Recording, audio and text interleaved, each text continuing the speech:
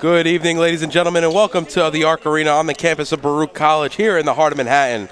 Tonight we have your Baruch College Bearcats hosting the Yeshiva University Maccabees. Alongside Joe Stolzer, I'm David Just. How you doing tonight, Joe? Hi, Dave. Good evening. And what better than having Saturday night in the Big Apple here at a fantastic venue, Baruch College, the vertical campus. A little rainy outside, but you know what? I think it might rain a lot in here, Dave. Yeah, we have an exciting matchup today. Two 1-0 teams definitely trying to make a name for themselves here in the early going. And let's start with the Baruch Bearcats, coming off a big win in 85-67 at Keene University in New Jersey Wednesday night. And Joe, what did you see from that game that you really liked that they could probably bring into tonight against Yeshiva? Well, first off, Baruch shot as a team 42.9. 27 for 63 from the field.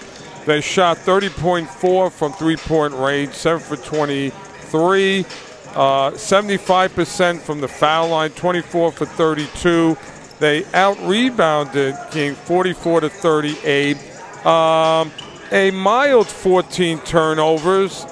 They themselves had 23 points off turnovers. Not a big foul situation for them, 12 personal fouls as a team. Now, here's what jumps at you. 35 bench points for the Bearcats. Andre Harris especially erupting for 24 points and 7 rebounds off the bench, and we can look for him to go off the bench again tonight. Now, we have to really point at Shemer Ekabar, who is Baruch basketball, a senior preseason All-American, Street and Smith magazine, 6'5" from Mattawa. He, going into tonight's game, Dave, needs 48 points to tie Chris Beauchamp for the school record at 1,525 points. So that's a great story for Baruch. Coach John Alisi, going into his 4th season as the Bearcat coach, won a CUNY championship in 2014-15, a 2003 graduate, played for Xaverian High School. He is a real lifer, great rapport with his players, Division I experience at Pitt, Manhattan, Hofstra. Tamer Farid, former player here, the assistant head coach, does a great job, game management, strength and conditioning. Brian McMahon, former player, and the one and only Jimmy Barrett, who brings class first and foremost to the program and does a great job recruiting. So we have a great opportunity tonight for the Baruch Bearcats, you know, coming off, you know, you mentioned so far that the two-headed monster between Shemer Ekabar as well as Andre Harris, 50 could be tough to Yeshiva. I think it's very important tonight, and Joe, I love your take on this, for Baruch definitely to get going here in the, you know, jump all over Yeshiva to really put their to strong arm this early part of the game. Yeah, from what Dave, from what came out of the Keene game is Baruch can go to anyone on the bench, from numbers 1, obviously Ekabar, down to the last guy on the bench. But there is no last guy in the bench. Everybody can get in the game and produce. The 6 Smith brothers, you have William, who did a great job off the bench, and Jack. William had 9 points, but according to the coaching staff of Baruch, can explode at any moment. Byron Page had 9 points, a solid defender. But again, look at that bench points, 35 for Baruch off the bench. So from the Baruch side, look for anybody that Coach Alisi points to be a contributor and a really solid contributor tonight.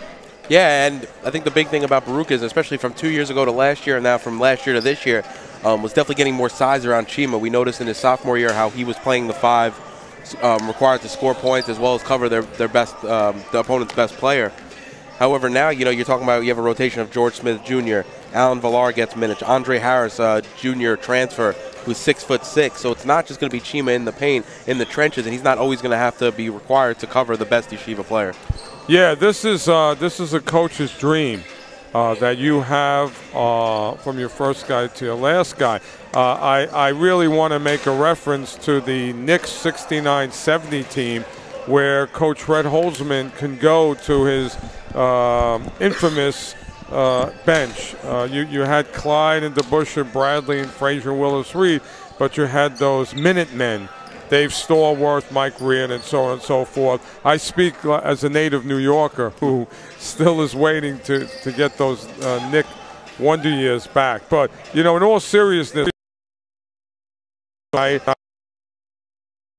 great state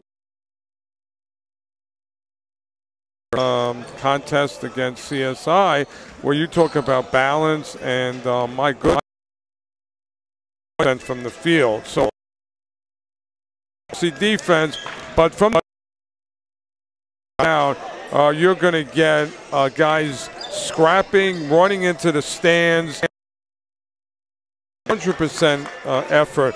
It's really the personality that the team has of Coach Alisi as a player and Coach Fareed as a player. Those two guys were just magnificent players, and they put their team in a position to win. No matter who those two guys are going to make sure that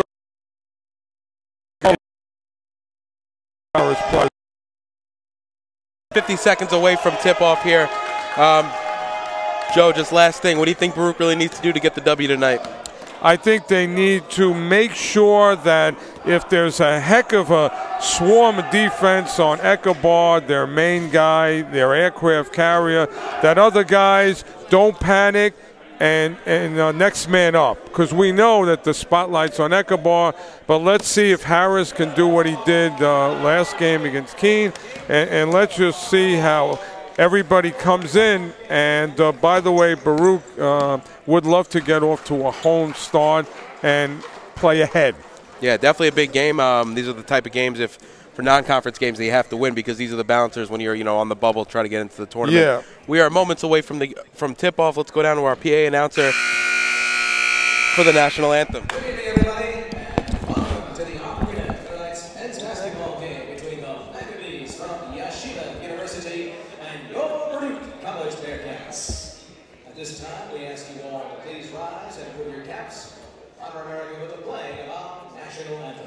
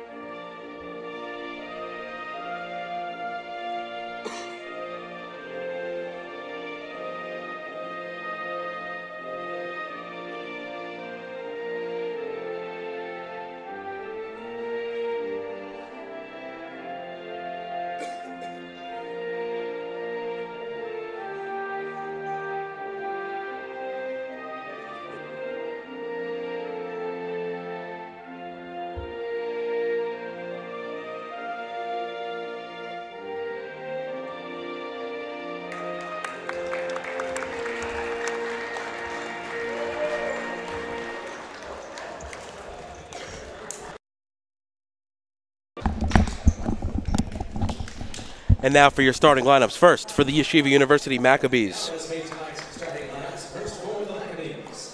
Starting at guard, number 20, Simcha Halbert. Starting at the other guard, number 13, Tal Gueda. Starting at the forward, number 15, Michael Hayon. Starting at the other forward, number 23, Bar Aloof. And finally, starting at the third forward position, number 33, Daniel Katz. And now for your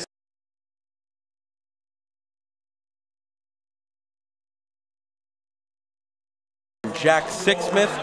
Starting at the other guard, number 3, William Sixsmith. Number 2, Bryler Page, Jr. out of Brooklyn. Starting at the forwards position, number 32, Chima Ekekabar. And starting at center, number 22, sophomore George Smith Jr. And now, Joe, we are moments away, and this is going to be a big matchup, a nice test here for Baruch. If you look on the other Yeshiva side, you're talking about a handful of players, you know, maybe five. Definitely for the Baruch Bearcats. A little statement. Coach Elliott's time at Yeshiva, he's just looking for distribution of the ball, effort, and if you look at the stat sheet, tremendous numbers in the assists. You know, you're going to see a lot of ball movement, and they can shoot it both from the 2 and the 3. Baruch in the first quarter is going to be going left to right, wearing their home whites with their light blue trim. On the other hand, Yeshiva will be going right to left, wearing their road blues with their white letters and numbers. And we mentioned a little bit in the pregame, Joe, you know, at a conference matchup, you know, Baruch's favored it obviously for the CUNYAC. Definitely build a nice record going into the tournament here, especially when you have some conference matchup coming up soon. Yeah, just every game is a rehearsal, and you want to correct your mistakes and really see the identity of your team. This is only game 2, Dave. So it's going to be Michael Hayon versus Chima Ekekabar on the tip here. And the ball is won by Chima to William Sixsmith, and it'll be Jack Sixsmith who walks it over the timeline. To George Smith up top now on the top of the key, over to Jack Sixsmith. To Chima, and Chima quickly swings it around to Bryler Page left side. Bryler Page drives, right-hand floater. That's no good, and it's going to be an offensive foul on Bryler Page. Number 33, Daniel Katz in the paint to take a charge. Yeah, that was very good defense on the part of Yeshiva. They stayed home, and were in tune with each other. You have to like the way the Baruch moved the ball here in the early going, as Michael Hayon has it up top. Now gives it off to number 20, Simchat Halpert. Aloof now has it. Aloof thinks about shooting, holds it off. Gives it number 13, Guetta. Back out to Katz. Katz looking for the pass, back to Aloof. Aloof drives right hand, gives it off to Katz. Katz step back jumper, that's off glass. Rebounded by Jack Smith, and he'll quickly push into the front court. Intercepted though, Katz has it and gives it up to layup opportunity's no good, but Halpert gets the rebound and able to finish after Tal Gueda's layup goes off the glass. They're sharing the ball by Yeshiva. They stayed with it, had about 3 passes and one quick possession. Nice transition bucket there by the Maccabees as Bryler Page has it up top now for the Bearcats. Gives in to Chima, who's posting. Gives it off to deep jumper. That's off, rebounded by Daniel Katz. Quickly into the front court, Bar Aloof. Katz now straight away 3. That's off front rim, rebounded, tipped away by Chima Ekekabar into the hands of Jack Sixsmith. Gives it off to his brother William Sixsmith. 2 juniors from Plainview. Jumper, that's off back rim. Rebounded by Yeshiva. Daniel Katz gives it off to Tal Gueda, and he'll bring it into the front court. Gets picked up by Jack Smith. Katz thinks about the shot.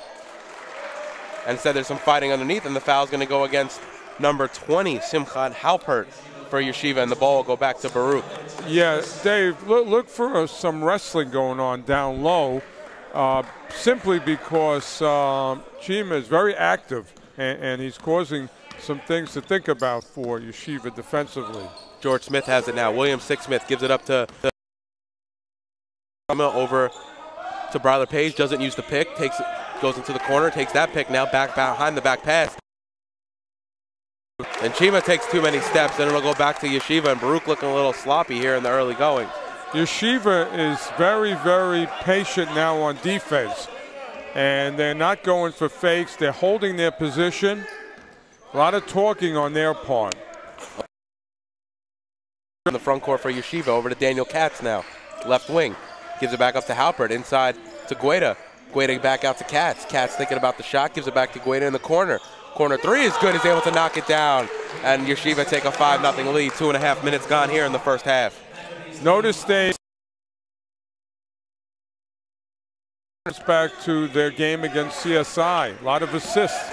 A lot of penetration and then kick out from the penetration.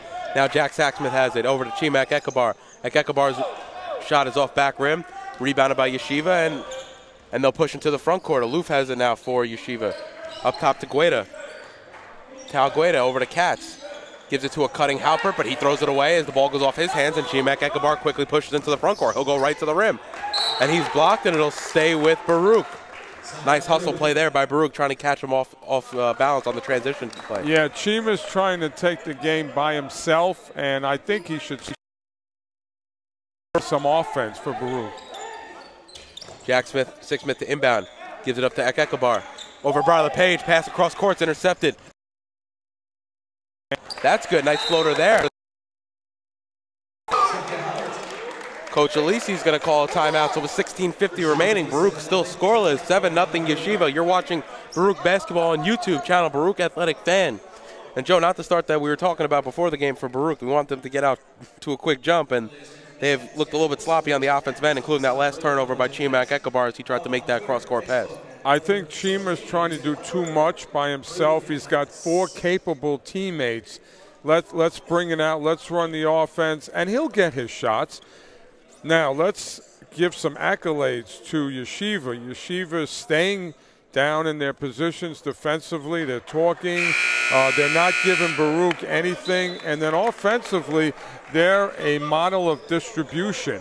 They're looking for each other. And if that stays, that's going to be a problem for Baruch as we go. Yeshiva stays with this distribution. Left to right now for Baruch as Bryla Page hands it off to Ekabar. Thinks about the shot. Able to finish. Nice play there by Bryla. Coach Alisi said, we know we got the best player in town, but let's work with some of our other guys who are very capable. Dangerously into the and a weird buzz. That was an odd buzzer there. And there was a scramble in the middle of the floor. Chima and Gueda both hit the deck. And I think a lot of players are asking questions why the buzzer went off. Yeah, that was an errant buzzer, if there ever was one. No explanation, but it is Yeshiva ball.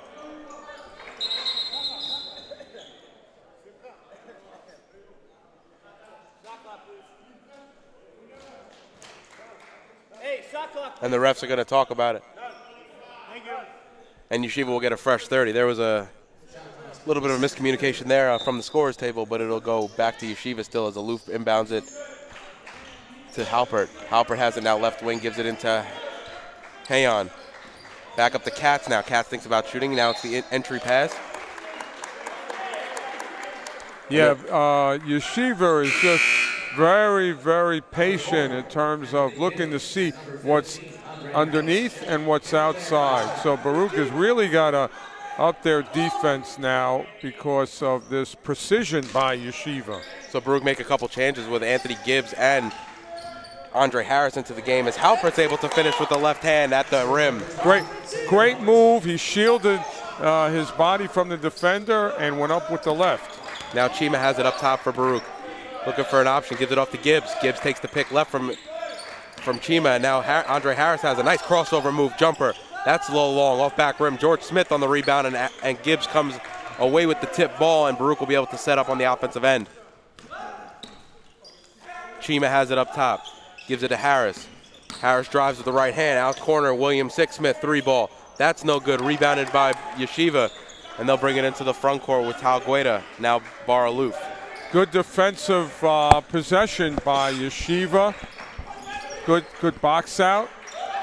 And now Katz working on George Smith Jr. on the offensive end for Yeshiva. Now kick out to Katz for 3, a little give and go. That's off. Rebounded by William Sixsmith.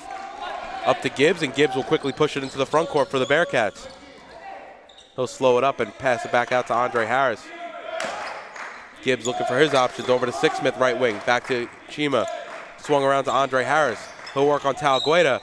And it's going to be an offensive foul. That's going to be on number 15, Andre Harris. And it looked like they were both moving their feet there. I was a little unsure about that call. They kind of got caught in the air. I thought it was going to be a jump ball, truthfully.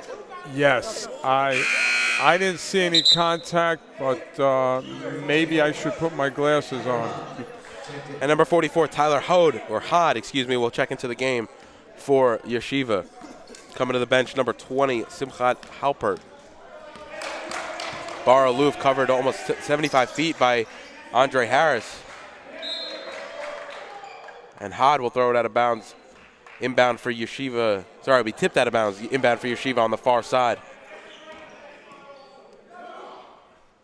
Aloof has it now up top. And it gets stripped away from Andre Harris. Up to Chima. Easy layup for Baruch. And it'll be 9-4 with 14.5 remaining here in the first half. What Andre Harris did was he stayed in his stance, and that's classic defense, and he got rewarded by getting an off steal and an assist to Chima. And quickly on the other end, Daniel Katz, they almost beat Baruch down the court, and Daniel Katz will go to the line to shoot 2 after William Sixsmith got him on the arm on that layup attempt.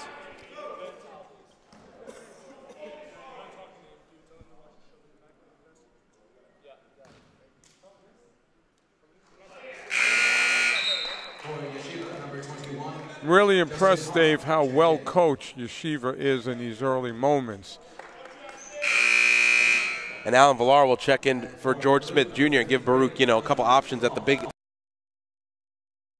Alan Villar, a 6'7" sophomore out of the Bronx, All Hallows High School. Yeshiva's being well coached is, even though there's a height difference, they know how to.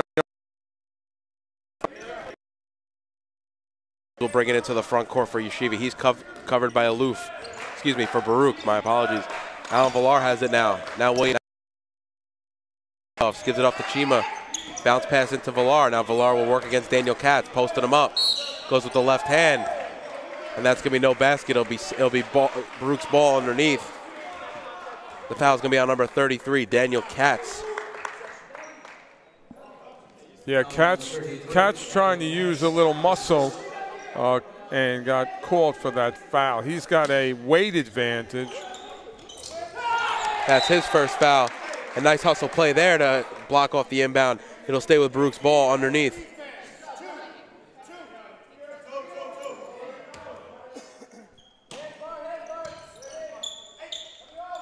Andre Harris gets it on right wing on the inbound. Now Chima has it up top. Hand off to William Sixsmith. Who's thinking about the deep 3? That's off. Andre Harris on the board, though. He's able to corral and give Baruch the next fresh 30. Step back jumper for Harris. That's good. Nice crossover move there to create some space. 11-6 Yeshiva lead. Big time move by Harris. Tyler Hode has it, gives it to his brother Justin, excuse me. Katz has it now, gives it inside to number 15, Hayon. Aloof now. Aloof thinks about the 3, and he takes too many steps before he puts the ball on the ground. And it'll come back to Baruch, trailing by 5 with 13:25 remaining. But right now, Coach Alisi's trying to get the Baruch to lock down, get in their stance, defense, keep their hands and feet moving. Anthony Gibbs covered by Aloof. Hand off to Ekabar. Thinks about the bounce pass inside. Alan Villar quickly swings it to Andre Harris. We've seen him on the step back. He gives a cross-court pass to Sixsmith. Gibbs in the corner. He'll drive. Gibbs off glass and able to knock it down. And you can see Baruch starting to build some momentum here midway through the first half. That's what some weight room work will do for you. Gibbs with a little upper body strength got himself room and made that basket. Now Yeshiva has it. Daniel Katz inside. Working on Alan Villar. Tries to use the left hand. Looks like that ball is from Sixsmith over to Gibbs. Gibbs quickly pushes it into the front court. Harris thinks about the 3. He shoots. Ooh, off both sides of the rim. And find his shot early in the early going as Bar Aloof brings it into the front court. Daniel Katz now has it left wing. Inside to Michael Hayon. Hayon goes up, and he's fouled. Dave, I'd like to see Andre Harris put the ball on the floor. He's a classic body type to slash to the basket. I know he can knock down the shot, but I'd like him to see him put the ball on the floor, get to the foul line. Especially with his athletic ability, with his size. And it'll be Michael Hayon at the line to shoot 2. And he's off back rim on the first. Now Bryler Page is going to check into the game for Baruch.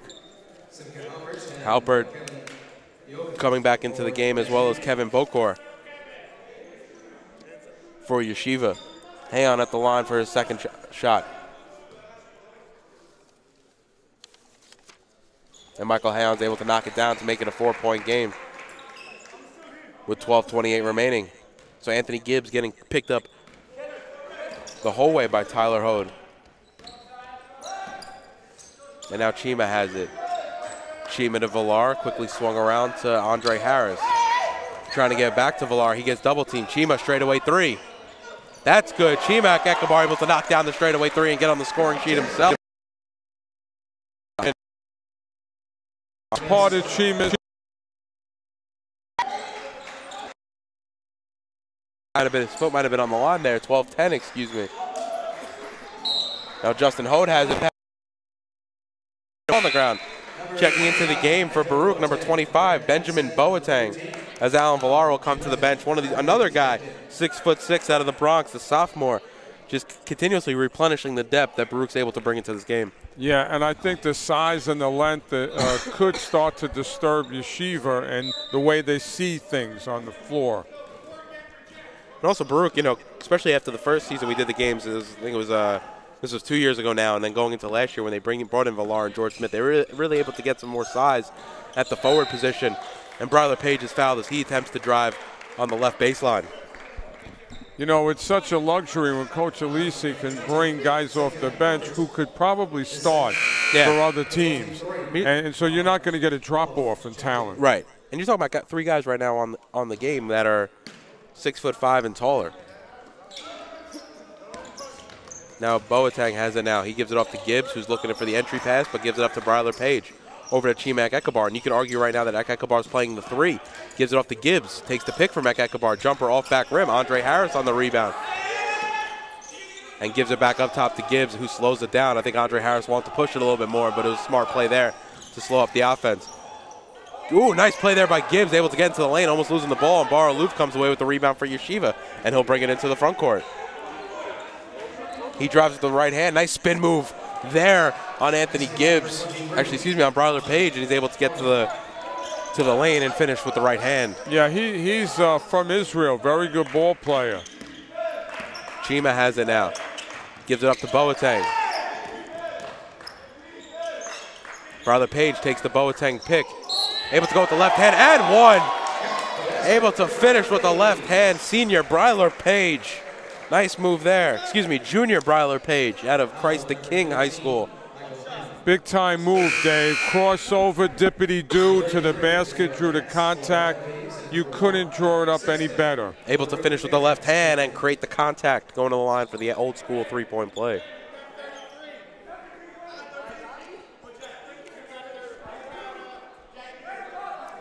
Jack Sixsmith rechecks back into the game for the Bearcats as Chima comes to the bench. Playing 39 minutes in the first game against Keene University, so it's nice to give him a few minutes here in the first half and really use his energy down the stretch. Yeah. He earned about a minute, I think. He's not going to be on the bench long. Hode has it now for Yeshiva. 3-pointer from Halpert. Excuse me, from Guetta is off. Rebounded by Yeshiva, though. Now Aloof has it. Gives it back up to Guetta. Guetta thinks about the shot again, gives it to Aloof. Bounce pass into Daniel Katz. Now Bar Aloof, nice give and go. It's back to Katz. He can't hit on the rebound, though, and Benjamin Boateng comes away with the rebound. Gives up to Bryler Page. Great looks by Yeshiva. They just didn't finish. Nice give and go there by Bar Aloof and Daniel Katz. Nice crossover there by Gibbs. Sixsmith drives. Bounce pass into Boateng is no good. Oh, actually, he does get his hands on it. He's able to put it back up. Then for the first time tonight, Baruch leads 16-14 here with 9:52 remaining here in the first half. Lucky play for the Bearcats. The ball fell right into his hands. Hode inside to Guetta, gives it to Daniel Katz. Can't hit on the layup. His second shot gets blocked, I think, there by Boateng, and it's going to go. It's going to stay with Yeshiva underneath. With all they do get a fresh shot clock, and I didn't know if the ball hit the ball hit rim right there. Yeah. Aloof has it now. Gives it up to Guetta up top, off to Hode. Up to Katz. Katz straightaway three. That's off wide. Offensive board though by number 32, Kevin Bokor, and he's able to finish after a second attempt and re-tie up the game. And there's been some hustle plays here at the offensive end in the last possession that have gone Yeshiva's way.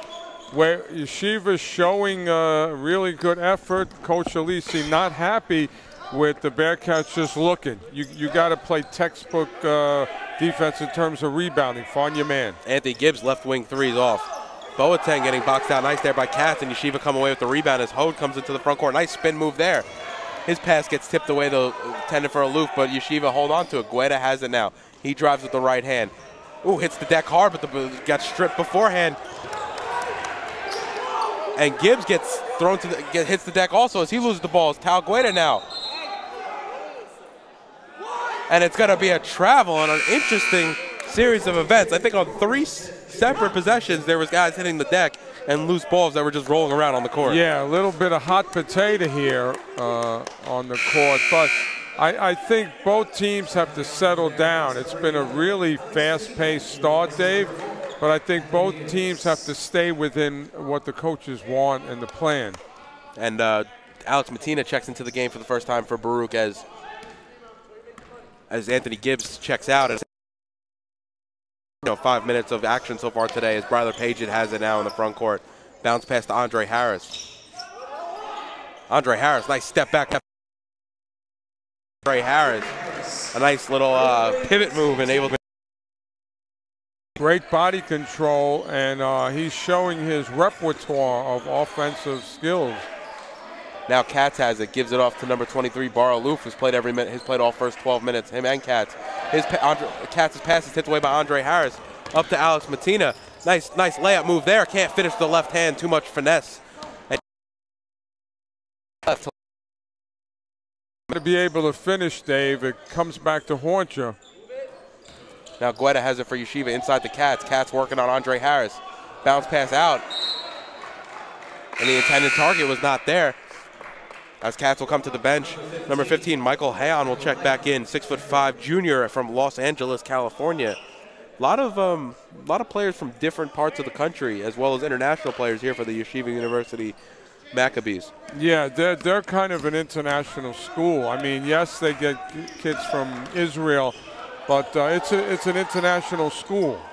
Ooh, nice tip there off of Jack Smith's shot by Andre Harris, and it looks like George Smith Jr. gets fouled by Hayon underneath, and it'll stay with Baruch underneath.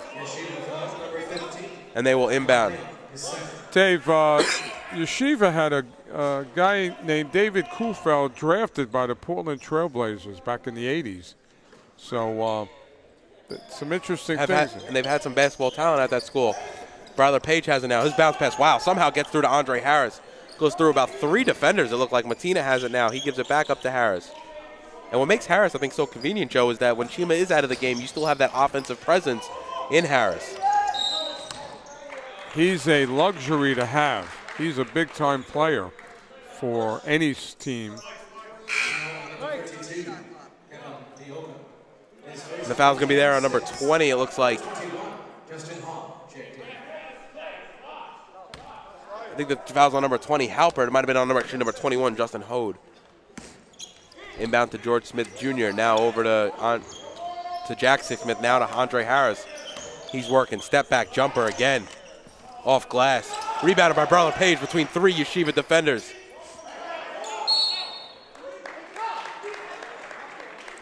And he gets fouled. And that's a situation there, Joe, where you can't foul because you have him trapped against the baseline. You really have him trapped on all 4 sides. And it's very dangerous because, you either force him to use a timeout.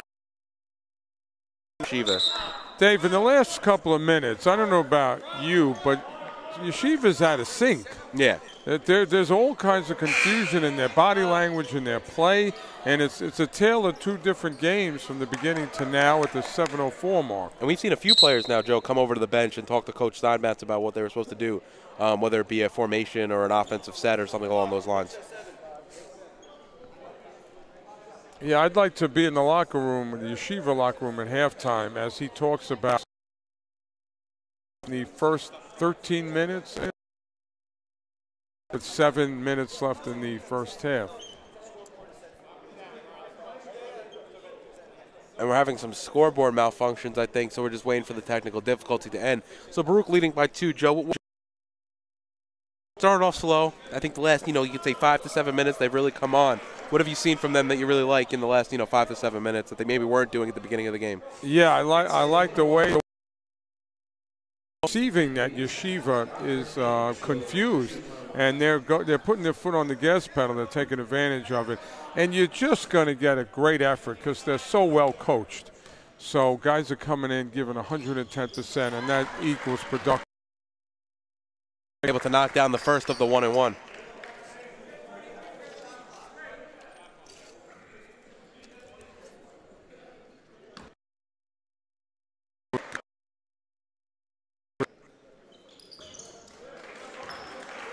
And he's able to for Baruch lead 20-16, 7.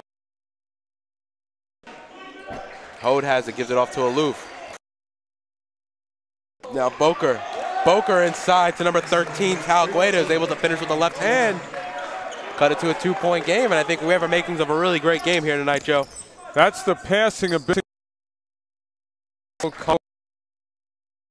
Hands. Jack Sixsmith has it now. Cross court, Bryler Page. Those are the dangerous passes that you want to try to avoid. But Bryler Page will take. Gives off. Jack Sixsmith gets fouled. From one of the Sixsmith brothers and George Smith Jr., even though he could be almost the third Sixsmith. That's a great post play where you don't put your head down, you keep the ball high, and you find a cutter.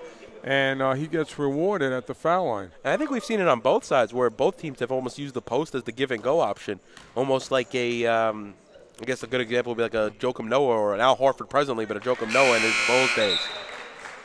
You have a lot of versatile players on both teams, guys that can play many positions, both big and small, and that's what you're going to get. I agree. If you look at the main ball handler so far for Yeshiva, it's been Bar Aloof, who's a 6'4" sophomore, so definitely has size at the even though he's listed as a forward at the point guard position, is able to knock down the second and make it once again a 4-point game as Yeshiva will bring it into the front court. Aloof has it now, and that's gonna be too many steps from number 20, Simchat Halpert. He tried to back down in the paint there and took too many steps and did not put the ball on the floor. So it'll go back to Baruch and a chance to maybe open up this lead a little bit from 4 to 6, maybe even 7 if they were able to, get inside or knock down a 3. Yeah, still there's a confusion aspect to Yeshiva. This has been going on a couple of minutes. And Chimak Ekabar's back in. William Sixsmith has it now into the paint. Hand off to Ek Ekabar. Now Jack Sixsmith, and they wanted to travel there as William Sixsmith hit the deck. Bryler Page, right hand. Nice move as he hits the deck. Able to finish with the right hand, a little finesse off the glass. Davis kind of move by Page. Three-pointer by Gueda from the right wing is good. And a big shot there for Yeshiva to slow down the run from Baruch as Jack Sixsmith quickly into the paint. Hands off to George Smith. Back out to Bryler Page, his open 3. That's off back rim. Chimak Ekabar knocks it free. George Smith fights for it. And it's going to stay with Baruch. Nice hustle. A lot last year, but also here in the early going. George Smith Jr. able to really put himself in a position to make some hustle plays and go after some loose balls. Coaches told me to look for that in the pregame chat I had, just what you just said. William Sixsmith right off the inbound, able to hit the right wing 3, and that was inside the gym. Yeah, that frees up a lot of things down low for the Bearcats if you're making shots from that distance. Halpert to Boker. Boker to Gueda, swings it around to Aloof, working on Bryler Page, looking for the pass though. It's going to be to number 21. Justin Hode is able to knock it down and cut it back to a 4-point game. 5 minutes remaining here at the Arc Arena. That last shot was not because the defense was bad. That was an acrobatic shot. Chima has it up top now. Over to Bryler Page, back to Chima. Chima working on Gueda. Hop step into the paint. Jumper's good. Nice touch there by Chimak Ekabar, and he's able to knock it down. That's your All-American freeing himself to get that shot. Great body control. A lot of Bearcats have great body control. A lot of core work by Coach Fareed in the weight room. A three-pointer by Halpert's no good. However, Aloof gets the rebound. Ho thinks about the shot, and instead it's going to be an offensive foul. Taken again there by who else? George Smith Jr., the guy that has some of the stuff that's not, like you mentioned last broadcast, some of the stuff that we probably won't show up at the stat sheet. But, you know, from a aesthetic point of view, it's definitely going to be a big factor here in the Baruch Yeshiva game tonight. I think the Bearcats are going to win a lot of games this year on things that do not show up in the box score, and that comes down from their coach or coaches.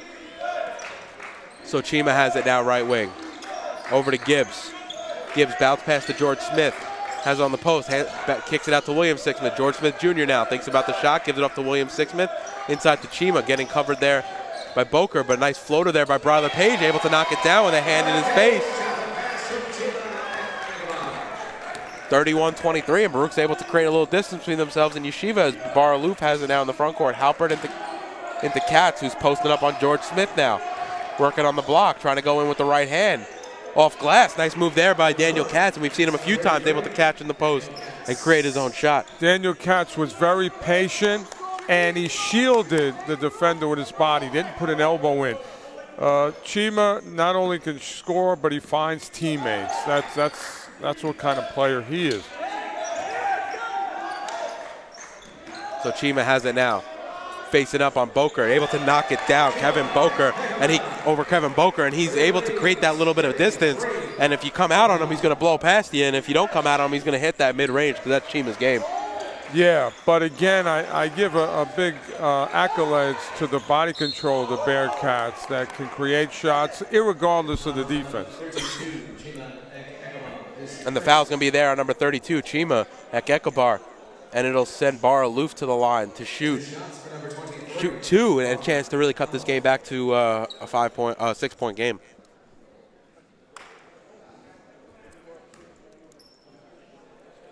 It's been an exciting game on both ends. We've seen, been a game of runs, I think. Yeshiva started off early, Baruch kind of came back, and then Yeshiva scored a few points here in the last few minutes to cut back onto that 8-point deficit. I think if Yeshiva finds themselves and gets out of this little funk that they've been in the last 8 minutes or so, we will have a close game.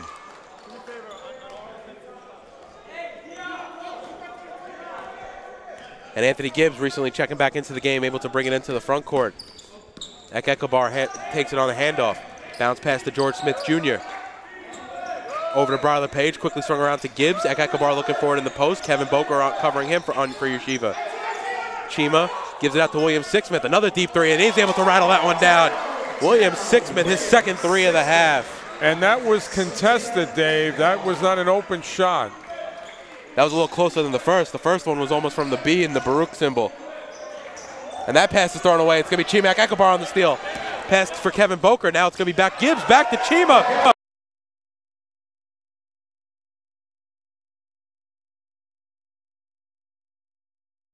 And Bar Aloof, sorry, Yeshiva will call timeout. Coach Steinmetz wants 30-second timeout. With 2:01 remaining, Baruch lead 38-27. You're watching Baruch basketball on YouTube channel, Baruch Athletic Fan.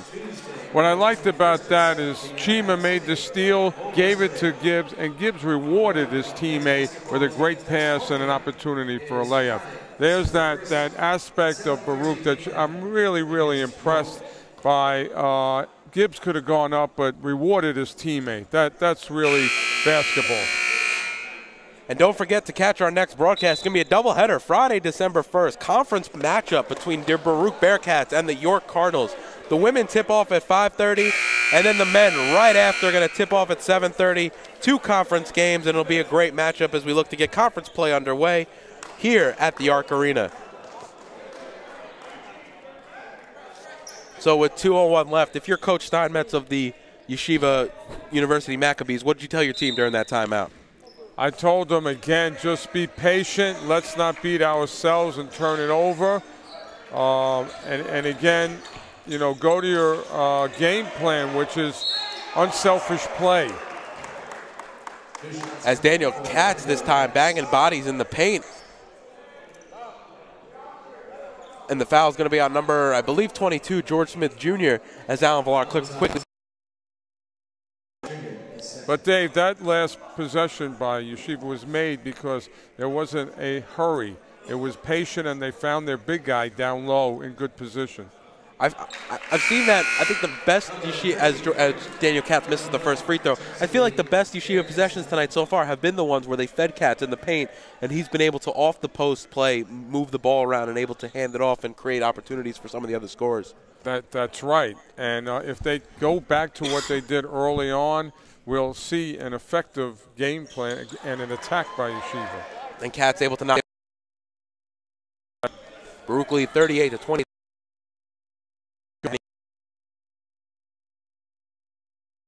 Alan Villar now working on the block. Move. Right hand able to finish. Nice move there by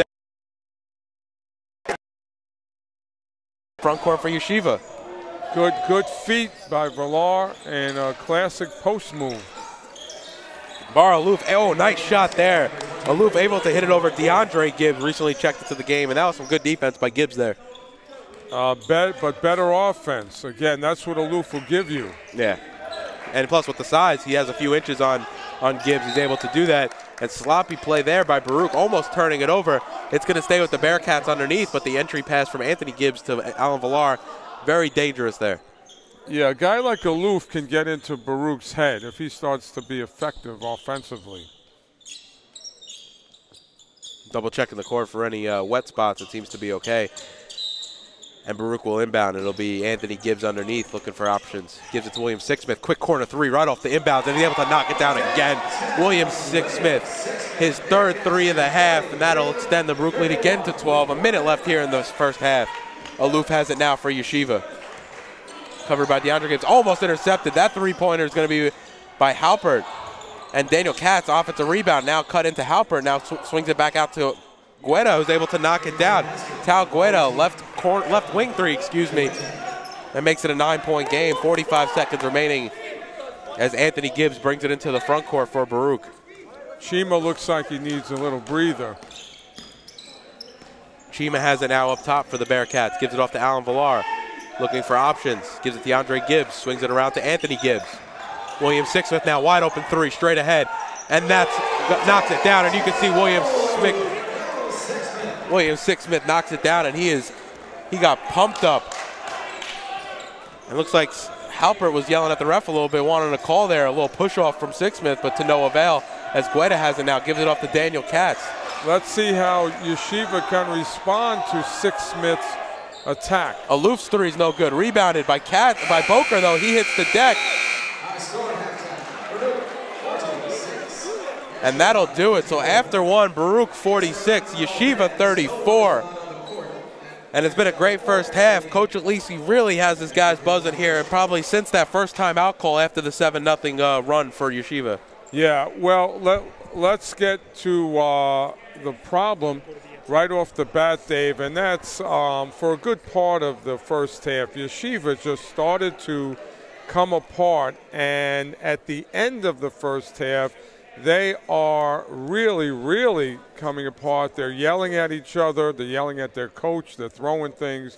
So Baruch has a decided advantage now psychologically, and thanks to Sixsmith really igniting the attack. You know what you're going to get from Chima, but a guy like Sixsmith is in the head now of Yeshiva. He really heated up there late in the first half.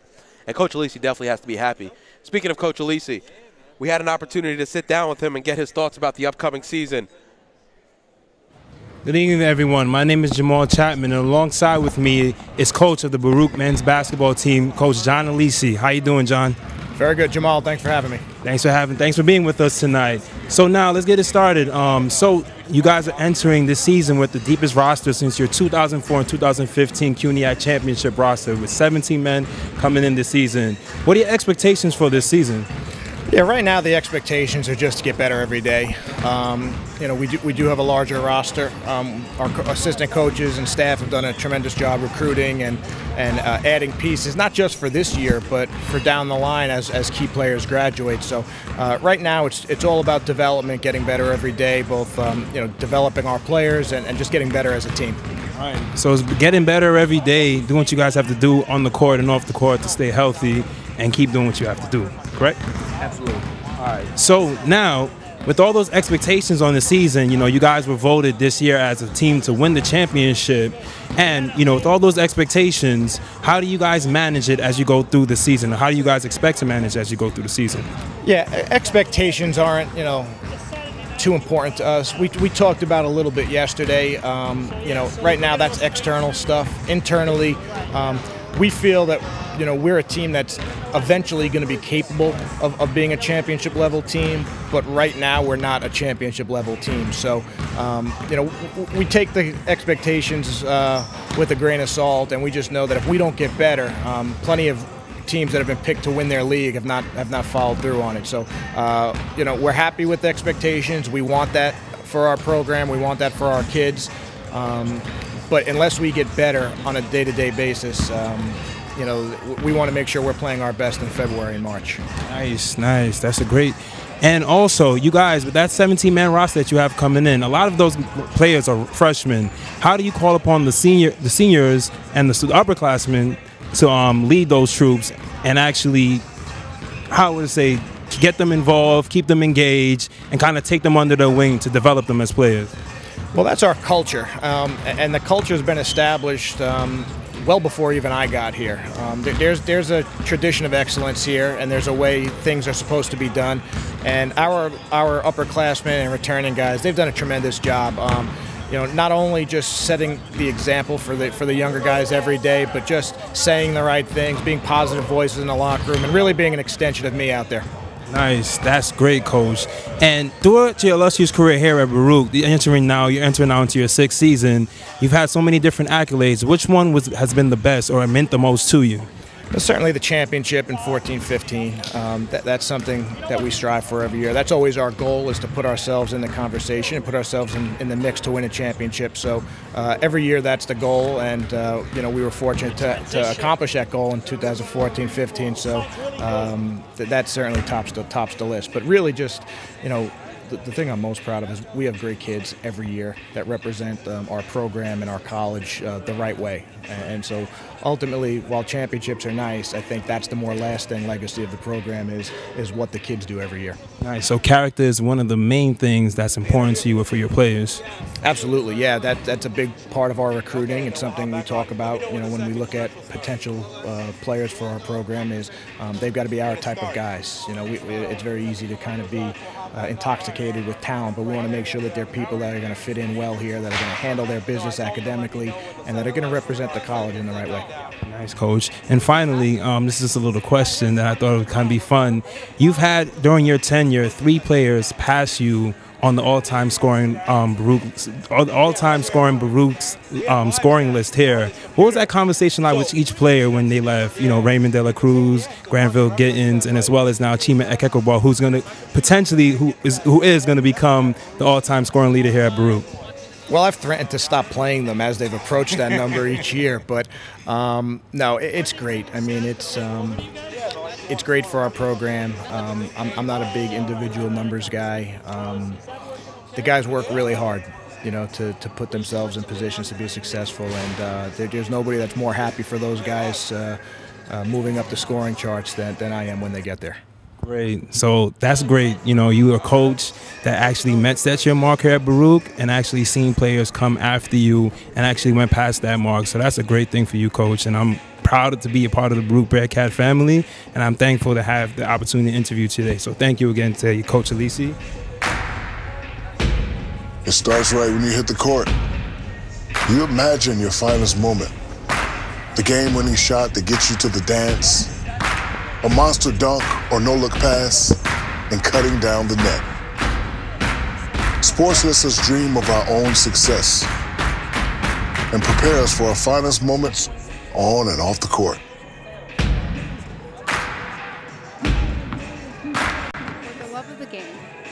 for those of us who are Division III student athletes, it's more than that, a lot more. Sure, the game is important because we work so hard to build both mind and body. It's more about team. That is why NCAA Division III teamed up with Special Olympics. And in giving the gift of sport to those for whom it seemed an impossible dream, we are working to make this a better world. Help us keep that dream alive. You can make a difference. And welcome back. We are 8.5 minutes away from second half action. Don't forget to tune in Friday, December 1st, as York faces off against Baruch College.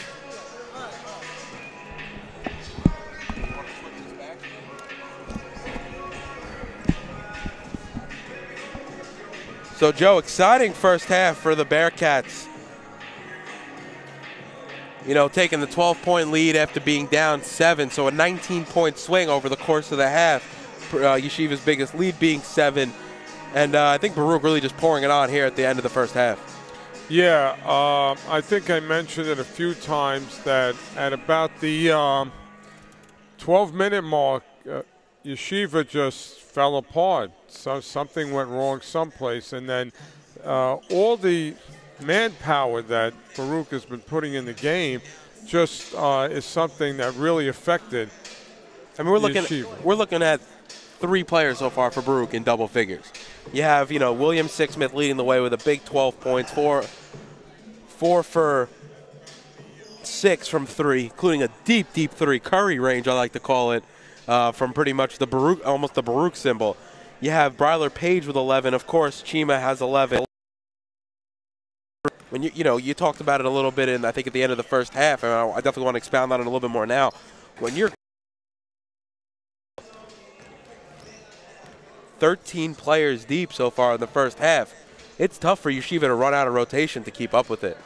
Yeah, it's it's one thing you have Chima and a guy like Allen, Harris, who erupted in the game against Keene off the bench. But I think what happened is Yeshiva just really lost by the traffic of players. And it's one thing if you put bodies on the floor, but players with talent. There was one play that really signifies the class of the Baruch program.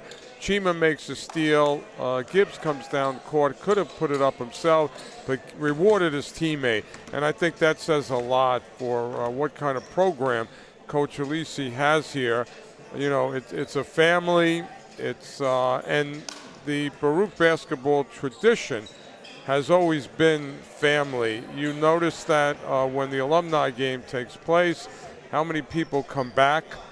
And it's, not just your time here, but it's forever. So that's indicative of what we see now on the court. But, some numbers I just want to look at real quick. You know, right now you have Yeshiva 12 turnovers compared to Baruch 7. So Baruch's been able to force some turnovers, especially here, I would say, in the latter part of this first half, and really make Yeshiva. Oh, when Yeshiva is patient, they make things happen for themselves. But once again, something happened at the 12-minute mark, and Yeshiva just fell apart. Now, what we saw at the latter part of the first half was we saw a lot of yelling back at their bench. We saw them throwing objects, and that's a team unraveling. And Baruch, if they really do what they need to do, they could put this game away early if Yeshiva particular problem that we saw at the end of the first half. So Yeshiva right now being led by the first half. Shooting also Bar Aloof. Bar Aloof has 9 points. He's currently shooting 75% from the field. And Daniel Katz having a nice game, 5 points, but also chipping in with about 3 boards right now.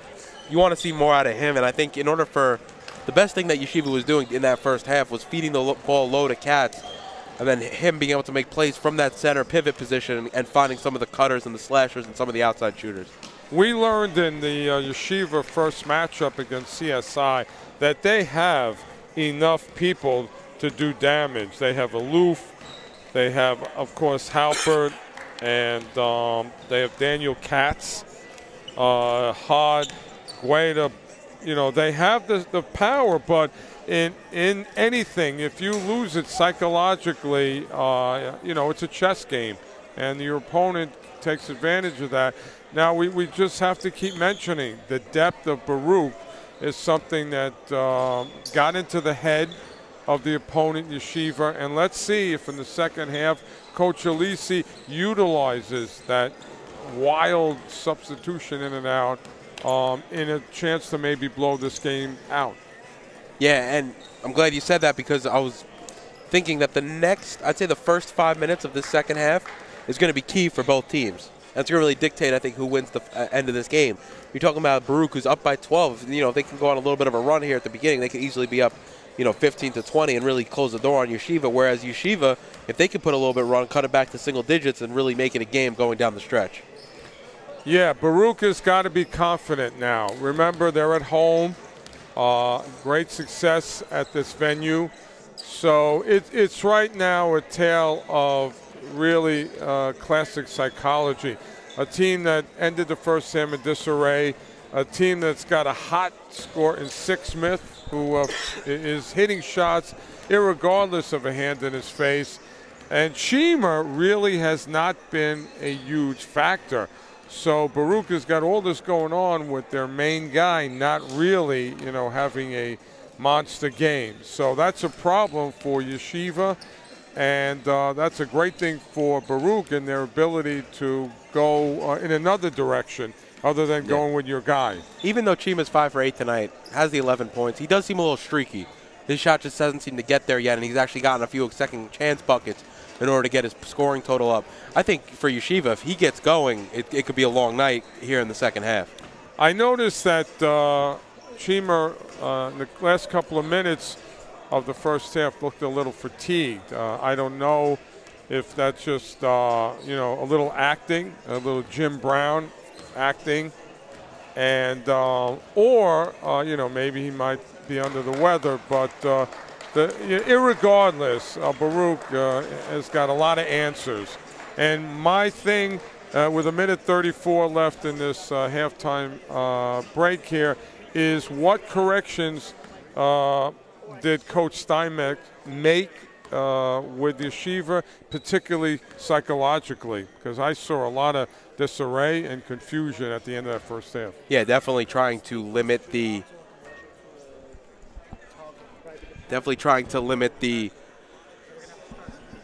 impact Yeshiva could have here in the early part of the second half, because I think they're, like you said, they had the talking to, they reset themselves psychologically, they're able to come out a little bit stronger, especially how we saw a couple of the breakdowns here at the end of the first.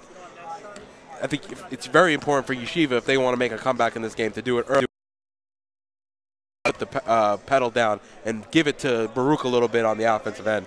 And also, don't try and get it back in one play. Just come down, do your thing, hopefully get a basket, go back and get a stop. And this is all a lot of cliches. Good defense leads to offense. And, again, don't get it in one shot. We got 20 minutes left, and that could be an eternity. Yeah, that's why cliches are there, because they're consistently reliable on what you have to do in order to try to win a basketball game, or at least the fundamental aspect of it. But I think Yeshiva is going to come out a little angry, too, because they didn't get some of the calls their way here in the first half. But we're moments away from the start of the second half. It is going to be Yeshiva's ball side out, far side. As Michael Hayon Cal Gueda will inbound for the Yeshiva Maccabees. 46-34, Baruch lead. Start of the second half. You're watching Baruch Bearcats men's basketball on YouTube channel. Baruch Athletic fan. Bar Aloof has it now for Yeshiva into the front court. Gives it off to Halpert, back out to Aloof. Setting up the offense. Gives it up to Katz now, top of the key. Over to Halpert to Aloof. Aloof drives, spin move. Gets into the paint, can't finish. Ball's batted around. It's going to go off of George Smith Jr. last as he smacks the wall, and it'll stay with Yeshiva. Aloof comes out with a lot of energy, and he could be a real starter of things for Yeshiva. Gueda to inbound.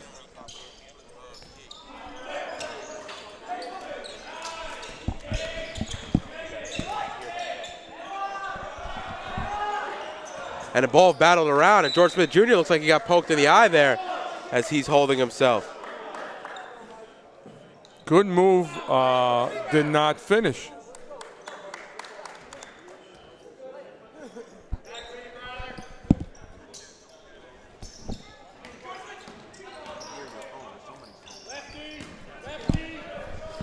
Now Gueda has it. He gives it inside to Hayon. Hayon handoff to Halper, trying to give it inside the Cats. And a little overshot it a little bit, and it'll go to Baruch. Couple possessions there for Yeshiva and can't get a basket. Yeah, they tried to make things happen. It was too deep, too much traffic. George Smith Jr. has it now. Gives it off to Chima. Ekabar gives it off to William Sixsmith. Halpert in his face, couple dribbles. Sixsmith inside of the three-point line and unable to hit as Aloof brings it into the front court. Now Katz. Back over to Aloof. Thinks about the shot. Bryler Page on him. Halpert for three. Lefty shot is good. Able to knock it down. Big basket there for Yeshiva to get themselves on the board. That was caused by patience. No hurry, and they found the open man. George Smith Jr. has it now for the Bearcats. Gives over to Jack Sixsmith. Bounce pass for the low post for Chimak Ekabar. Right-hand jumper, floater, no good, excuse me. And Gueda comes away with the rebound. Bar Aloof into the front court. Almost dribbles it off his knee, but able to recover. Good defense by Yeshiva caused Ekbar to take an off-balance shot. And Halpert there, Simcha Halpert, able to knock it down. And it's now cut to 7-point lead, and this is the type of start that we said that Yeshiva needs to have here in the second half. Looks like the halftime speech that Yeshiva got slowed them down, calmed them down, and they're playing like they did at the beginning of the first half. Bounce pass into Ekabar, and he's fouled on the floor. No shot, and it'll be Baruch's ball underneath. And you can see Ekabar early here in the second half trying to get the ball deep into the post and trying to get his offense going. What's so great about Ekabar is his body control. There's really no way you can defend him. He's just so great at creating shots for himself. Bounce pass into Bryler Page, and one. Able to knock down the layup, and a quick bounce pass there from Jack Sixsmith underneath. Bryler Page finishes with the right hand and has a chance to make a three-point play. Great interior look and pass. Caught Yeshiva sleeping. 48-39. Baruch lead, chance to get the and one.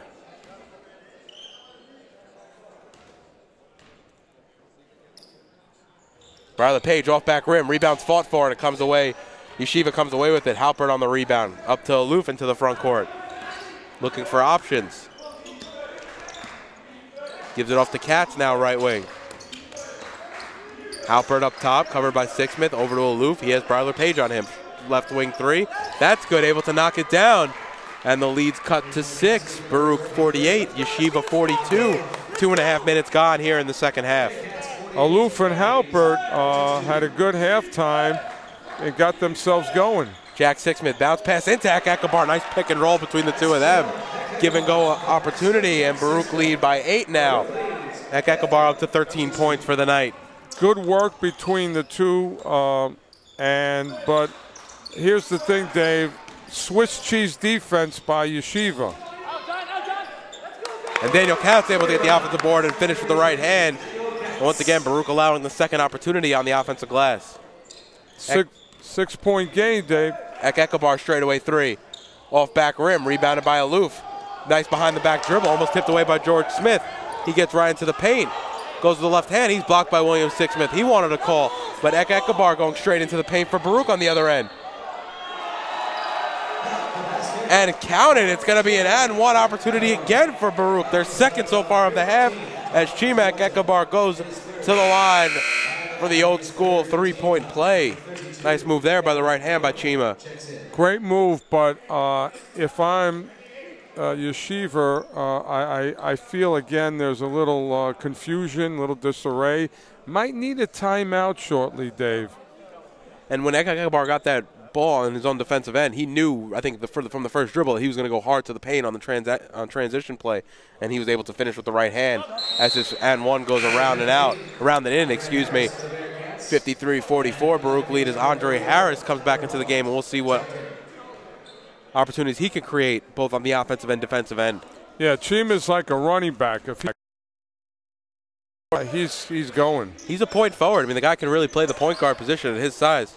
As Daniel Katz's three is off, rebounded, fought for. Bryler Page comes away with it, and he's able to corral possession. Gives up to Jack Sixsmith, driving right into the lane. Hard with the left hand, can't finish. Andre Harris fighting for the ball. And they want to, oh, nice play man by Ekabar. Andre Harris's shot off glass, off front rim, but Ekabar able to finish with the right hand and I believe 7 points in the early going for Chima. I'm going to mention it all night that he shot that with one hand. That's great body control. Now Boker has it, gives it off to Aloof. Three-pointer straight away by Halpert. Off front rim, rebounded by Ekabar again, and he's really starting to have an impact in the game here in the second half. I think he has 7 so far in the half.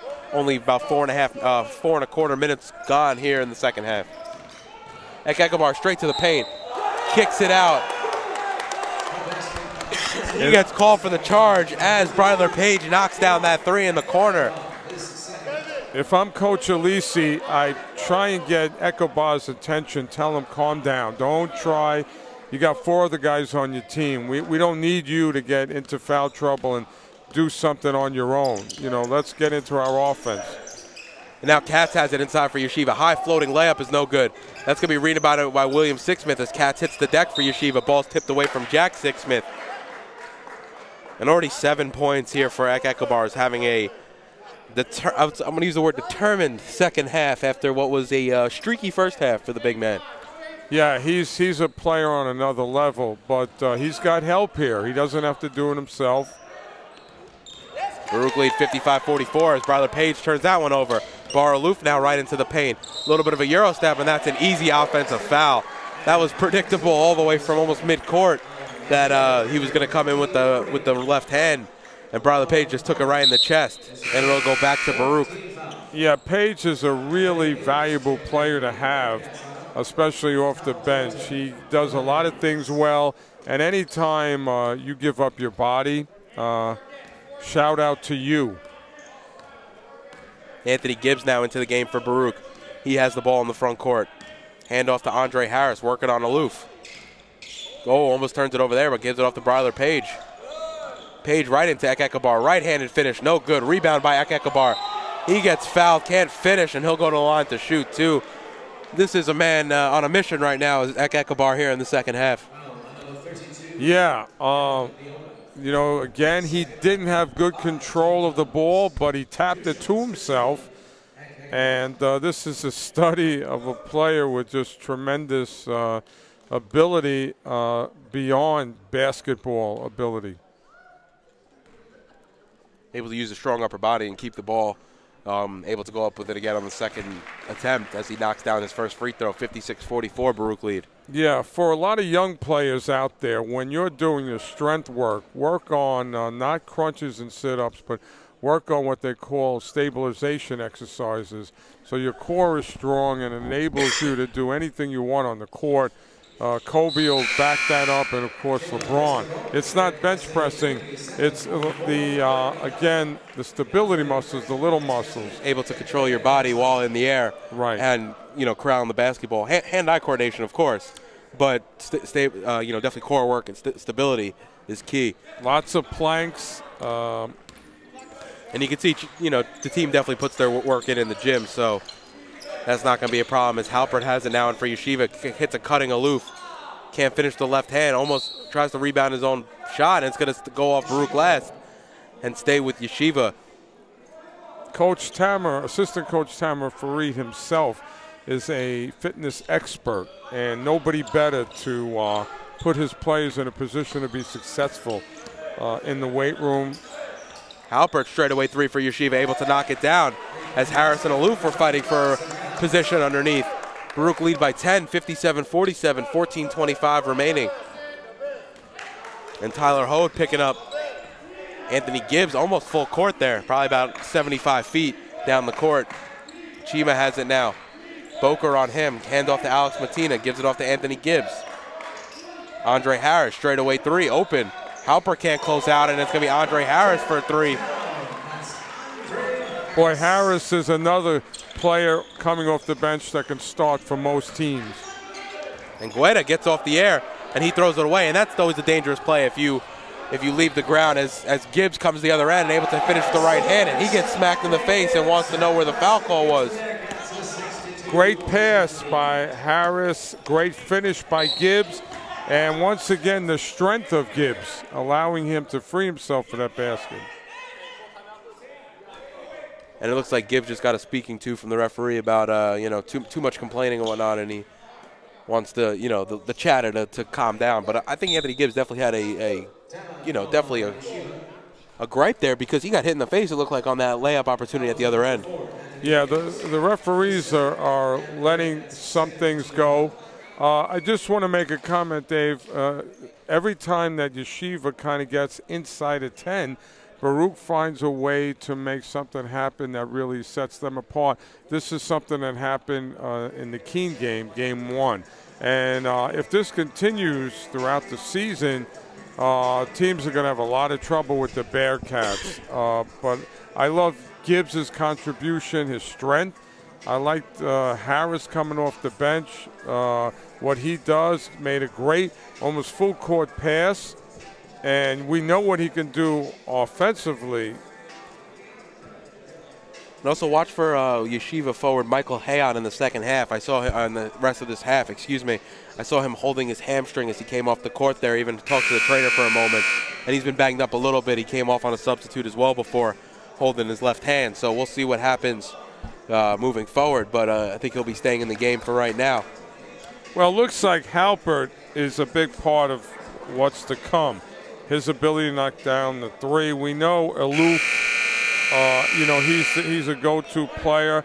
I still think that they forgot about the big fella Cats down low. We haven't seen them go to him. So, again, this is a team that showed some tendencies but then went away from it. And Cats 2 of 12 from shooting tonight, so not having the best offensive evening as the Maccabees get ready to inbound underneath. Well, Dave, there's a lot of traffic down low that are guarding Cats, making it difficult for them. Yeah, once again, that Baruch length really is causes some trouble underneath. And Aloof has it now right wing for Yeshiva. Gibbs drops down, and he's got a lot of strength. Even for at the guard position. A nice contested shot there by Alex Matina as Halpert is off on the right baseline jumper. And Jack Sixsmith will bring it up for Baruch here and set up the offense. Bounce pass now for Harris. He thinks about the shot. He's working on Aloof. Shot is off.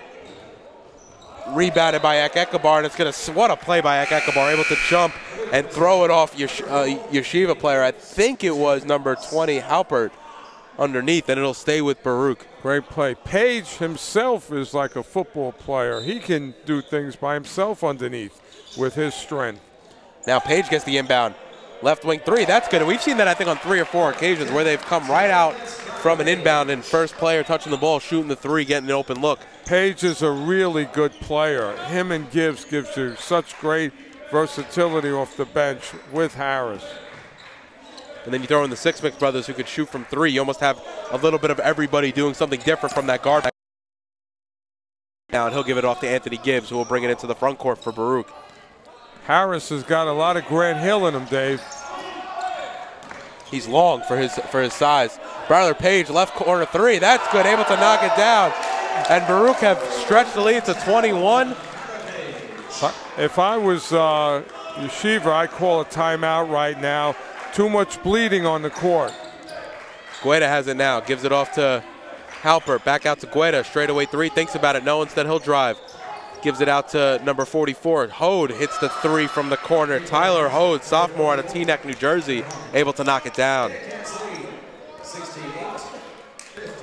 Anthony Gibbs walking across the timeline into the front court for Baruch as he sets up Coach Alisi's offense. Crossover move. Andre Harris comes around, takes a pass, trying to bounce it inside Tech Ekabar. It's going to be a kick ball. The game for Baruch, number 33, Alan Villar. And I think Ekabar will go to the bench and definitely get some well-needed rest. Yeah, Ekabar. Again, I don't know if it's method acting on his part, but he definitely give him a couple of minutes because they got plenty of capable players right in the game now. And Ekabar played 39 minutes in the opener against Keene. He played 16 in the first half, hasn't missed a minute in the second half, so it's actually nice to see that he's going to get some more rest.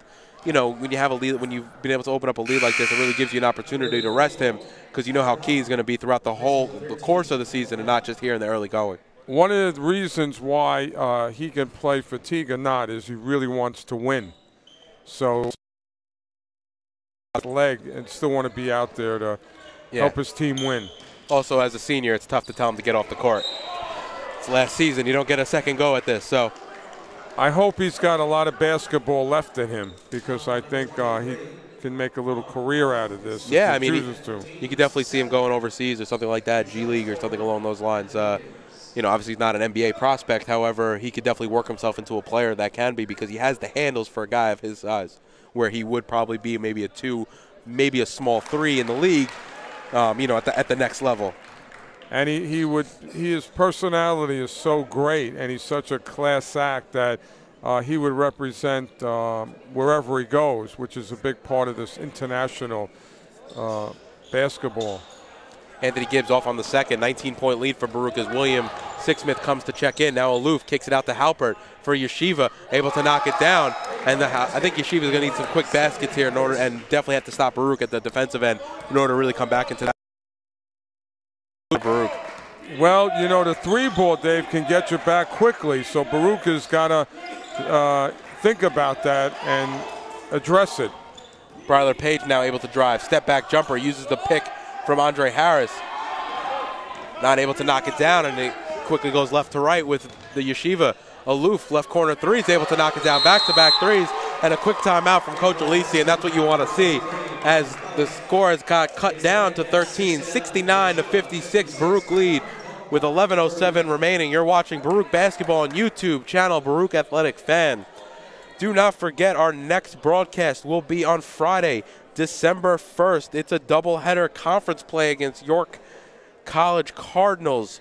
The women are at 5:30. The men will follow them right after at 7:30. So definitely tune in to YouTube and watch it on channel Baruch Athletic Fan.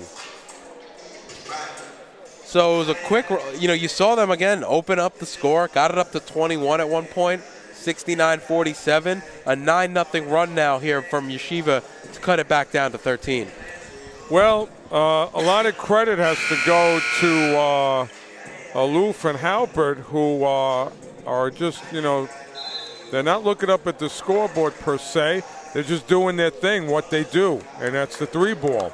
They're 6 of 8 from 3 in the second half here, so it's definitely turned the game around. And as you can see, Baruch has brought in their 3-point shooter in William Sixsmith to try to even out the odds here. 11 minutes, again, the 3-ball can get you right back into it. We've seen the lead decrease a couple of times. Let's see what unfolds here. Let's see if Yeshiva can find themselves again, like in the opening part of the game. Baruch currently shooting 53% from the field. A nice clip here in the early going. And that's going to be a foul on Yeshiva against Anthony Gibbs. The foul is going to be on number 33, Daniel Katz, on the arm. Oh, excuse me. It's going to be on the off the ball. It's going to be on against Alan Villar, and Villar will go to the line for a 1-and-1 as they are in the bonus. And he's able to knock down the first. Nice stroke from the big man. Yeah, it's nice when your bigs knock down free throws. Shaquille O'Neal gave free throw shooting a big man a bad name, so. There's been a few guys behind him that haven't really, you know, turned that around either. So Alan Villar able to knock down the second, going 2-2 from the line and extend the lead back to 15. Aloof has it now, gives it off to Halpert. Halpert drives with the left-hand floater. That's no good. Rebounded knocked away. It's going to go off Halpert last, and it'll go back to Baruch underneath.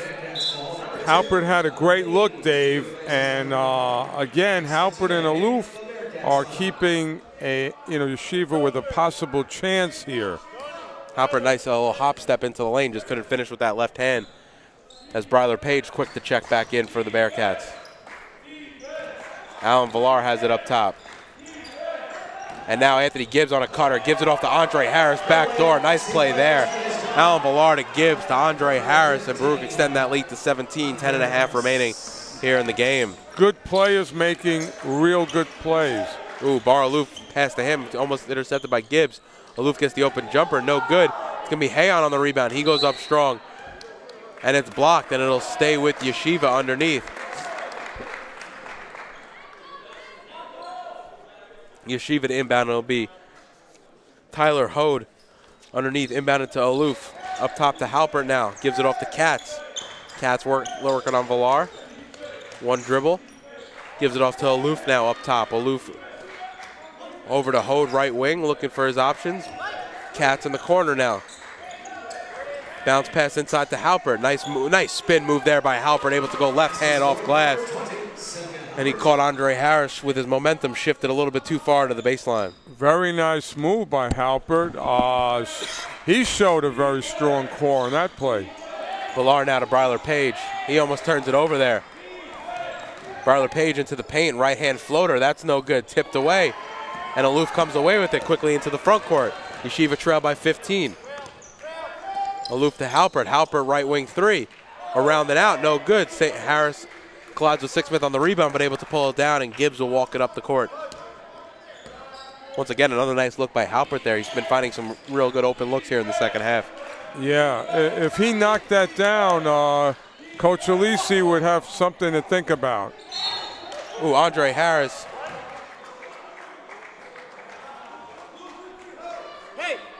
And the foul's going to be on Katz.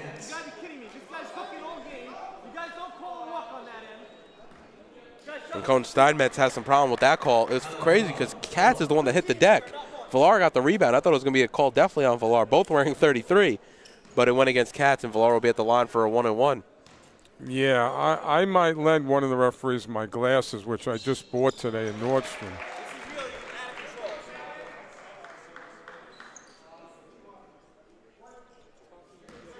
And Alan Villar was good on the first as he comes to the line for his second free throw. Off back rim, rebounded by Yeshiva, and Bar Aloof will bring it into the front court. Crossover move on Gibbs. He goes straight into the lane and able to finish over Andre Harris with the left hand. Nice move there by Bar Aloof. And nothing new there. We've seen him do it all night. Very nice. He shielded the defender with his body, as great offensive players do, and kissed it off the glass. And a nice crossover dribble to get past Anthony Gibbs there, as Alan Villar has it now in the front court for the Baruch Bearcats. Anthony Gibbs now into Andre Harris. Andre Harris right into the paint. Jumper, that's short, doesn't even hit rim. And Aloof has it now. He quickly goes left to right for Yeshiva. Opportunity to cut the deficit here to 12 for the Maccabees. Aloof picks up his dribble. Always a dangerous move there, especially when you don't have the passing option right away, as Katz has it up top for Yeshiva. Aloof now posted up on Gibbs. A little bit of size difference. Bounce pass inside to Hayon. Hayon loses the ball. It's actually tipped away by Anthony Gibbs, and it'll stay with Yeshiva underneath. 7 seconds remaining on the shot clock. And a nice 8-minute rest, I think, there for Chima, as he's going to check back into the game. I was surprised that Aloof, he kind of got himself into trouble, and I think he needed to look. Halpert was open. A couple dangerous plays there, most notably I think it was Aloof going baseline, unable to leave it when he left his feet, as his three is off. And it's saved by Yeshiva. Aloof has the ball. Andre Harris tips his cross pass to Guetta. Halpert, corner three, is off back rim, but it's back glass, but it does not matter because he stepped on the end line. And it'll be Baruch's ball in front. Kevin Boker quick to check in. Yeah, Yeshiva was rushing things there. That was a bad possession. And Hode's covering up Anthony Gibbs. Almost full 90 feet on the court here as Gibbs gets through him and comes into the front court. Now William Sixsmith again an open three. I don't know how you're leaving him open at this point, but he's off on the front rim and it's away. The ball's loose on the ground, and Hode has it. And Bar Aloof has it now and able to slow it down, but very sloppy play there by Yeshiva as they brought it across half court. Now Aloof with the right hand goes into the paint, kicks it out to Boker. Over to Katz, swings it around to Halpert. He's working on William Sixsmith. Nice behind the back dribble. Step back for Hode. Gives it off to Halpert. Floater with the left hand. Unable to finish. He gets his own rebound though. He can't finish again, and it's going to be Ekebar. No, the ball's loose, and now it's going to be Bryler Page who comes away with it for Baruch. Quickly right to left into the front court. Bryler Page. Wild shot as he hits the deck. No call there. And Bar Aloof into the front court. Pulls up for three straight away. Rebounded by Ekebar. And Baruch have an opportunity to slowly walk it into the front court and able to settle down the tempo a little bit. Dave, Yeshiva's living and dying by Aloof and Halpert. If they make the shot, we have a different game. They're missing, so we still have a 14-point game with 6:42 left. Baruch right now just has to take their time. The clock is on their side. Yeshiva, unfortunately, are putting themselves in a position of desperation. So, you know, this is, again, they went away from they were in a good place, but they had a couple of bad possessions. So with 6:42 remaining in the game, Baruch have a nice lead, 74-60. You're watching Baruch Basketball on YouTube channel, Baruch Athletic Fan.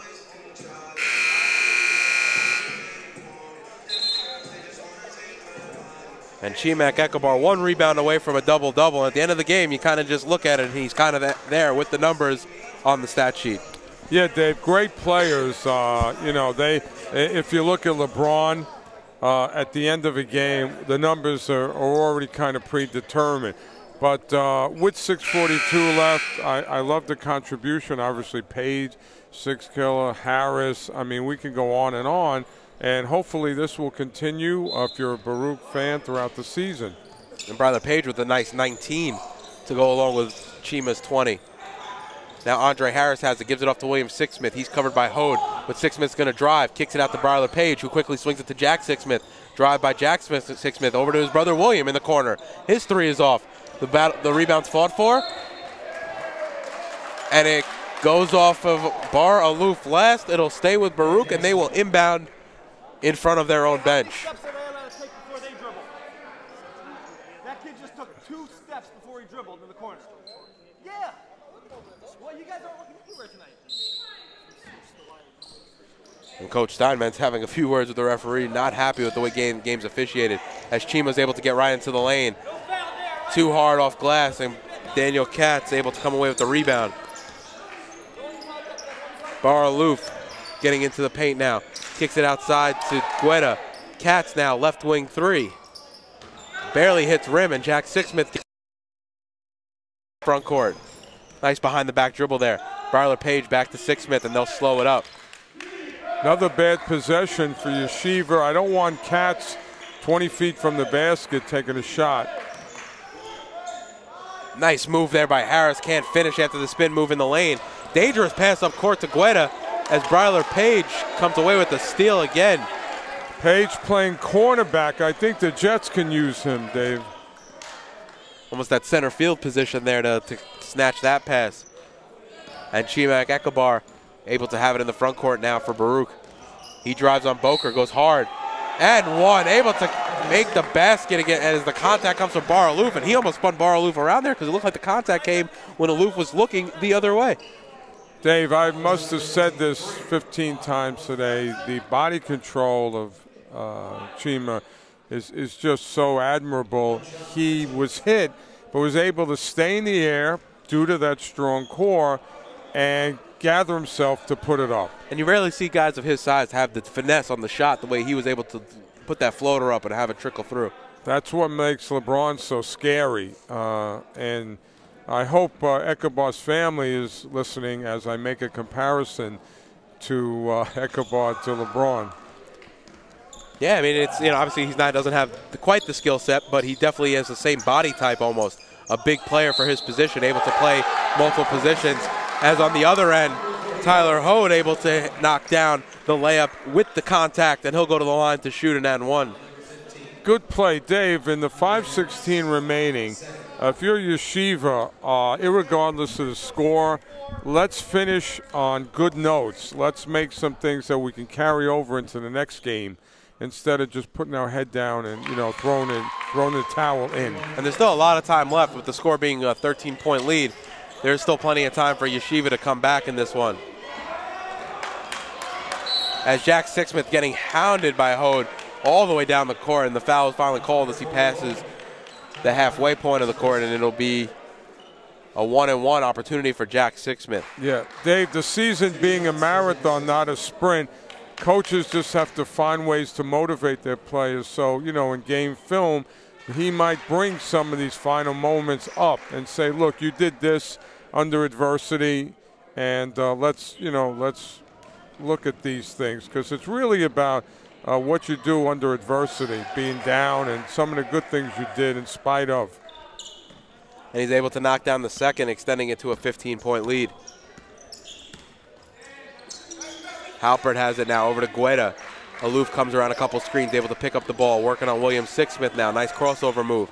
Looking for Halpert again. It's been a two-man game a lot of the second half, as now it goes into Boker, who gets blocked by Ekabar. Straightaway three from Aloof. That's no good. William Sixsmith trying to corral that rebound. Shot opportunities are there for Yeshiva. They're just not going down. And Coach Steinmetz once again right in the ref's ear, trying to call his way.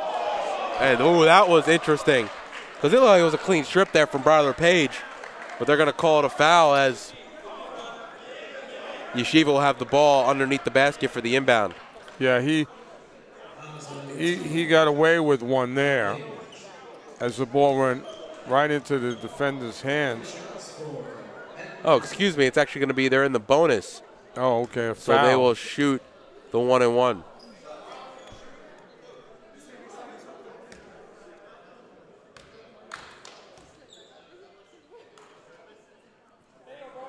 Oh, never mind. It was a shooting foul. That's very interesting, because it did not look like he was going up with the ball. It looked like he just spun into the chest.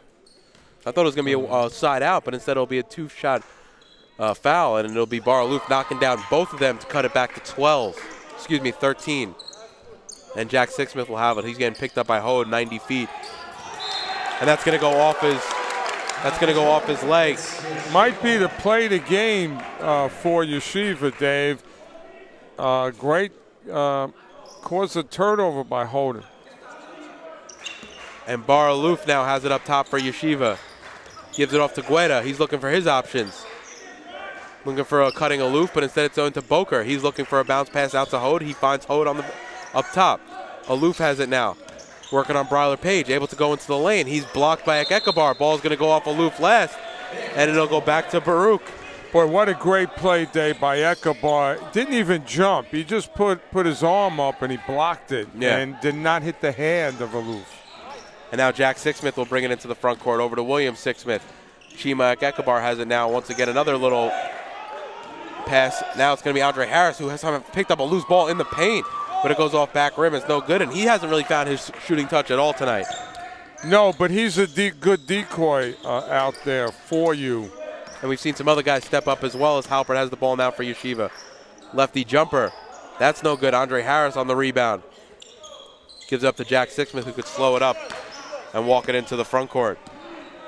Boy, Coach Alisi just has the luxury of going to such talented players on the bench. And the lane opens up there for Chima Ekabar as he's able to get right into the lane and finish, and it's a 15-point lead with 3.5 left. And a couple more possessions, Baruch really have an opportunity to put the dagger in them. Boker has it now, gives it off to Hode. Gives it off to Aloof now. Three-pointer, left corner. Rattles that one around and in. And that was a clutch basket there for the Yeshiva Maccabees. Good-looking player, Aloof. And Chima walking it up now as he gets the play call from Alisi. And this is what I like to see this. I mean, you got a guy who's 6'5", able to run the point. Gives it off to Andre Harris, a little two-man game between them. Looking for a passing opportunity back out to Chima. And that's going to be a travel on Andre Harris. That could be one of the best defensive possessions Yeshiva's had all night. And with 2:50 remaining and Baruch leading 80-68, Coach Elliot Steinmetz of Yeshiva wants a full timeout. You're watching Baruch basketball on YouTube channel, Baruch Athletic Fan. And do not forget to come out and also tune in for the doubleheader on Friday, December 1st, as conference play is going to get started here at the Arc Arena on the campus of Baruch College. At 5:30, we have the women's game versus the York Lady Cardinals. And at 7:30, the men are going to tip off against the Cardinals as well. It's a nice doubleheader against York College. Conference play starts December 1st here at the Arc Arena. So they cut it back down to 12. A big shot there by Baruch, and he's really, you know, between him, he has 22. Halpert has 19, and they've really, I would say, been the two catalysts for Yeshiva here in the second half. Yeah, it started out that they were going to Cats, but that didn't work. They changed their plan. I've been impressed by the potential of Yeshiva. If they can glue themselves a little bit more instead of falling apart like they did, they have some players. And I like Katz, honestly, in the first half. I just think, you know, when you look at Katz right here, and he's going 2 of 14, it's hard to rely on him tonight, especially when his shot's not falling. And that's why I think we also don't see him really late in the game. Baruch swings it out to Tyler Hode. Hode's three is good. Able to knock it down and cut it to a single-digit deficit. Closest the game's been, I believe, since the first half. But, Dave, the muscle that Baruch can provide underneath, even with their guards dropping down, really take Katz out of the picture. And Sixsmith's step-back three is no good. Rebounded by Yeshiva. And they got a Halpert up ahead of everybody. And is able to hit the layup, and it's going to be cut to a 7-point game. And it's getting real interesting here in the last, what is going to be the final 2 minutes. Yeah, okay, let's give a lot of credit to Yeshiva in finding themselves. And this is where you want to see some of your veteran players step up, like a Chimak Ekabar or a Bryler Page. Quickly swung around. Bryler Page's corner three. And he knocks it down. Just as we're talking about Bryler Page having to step up, a huge three. Yeah, that's, you know, that goes back to the summer when you're working out by yourself and you're imagining hitting the big shot. You know, big-time players step up in big-time moments. Good for Page. Able to knock down that open corner three, and we've seen that a couple times where the extra pass has led to an open shot for the Bearcats. With 1:53 left here in the game at the Arc Arena, Baruch 83, Yeshiva 73. You're watching Baruch basketball on YouTube channel, Baruch Athletic Fan. It's not over yet, Dave. I know a couple of times we alluded to, you know, Yeshiva, what they can take away. 10 points, 1:53. Come down, have a quick possession, maybe knock down a three, and just get stops. Do not foul. And I know you're going to be looking for Chima, but at the same time, Baruch, work the clock. Let's play, you know, 5 passes. Use the full 30 seconds, right. Especially when the 1:53 left, because then that's going to put Yeshiva into a situation where they're going to have to foul at some point. Right. And Baruch's been pretty good at the line today, shooting a nice 78%, 14 of 18 from the line. So if I'm Yeshiva, I don't want a lot of time going off the clock, and I want to get a quality shot. Maybe not a three. Yeah, I think just the quickest basket possible is what you're looking for here, as Boker has it now. Aloof, right wing three.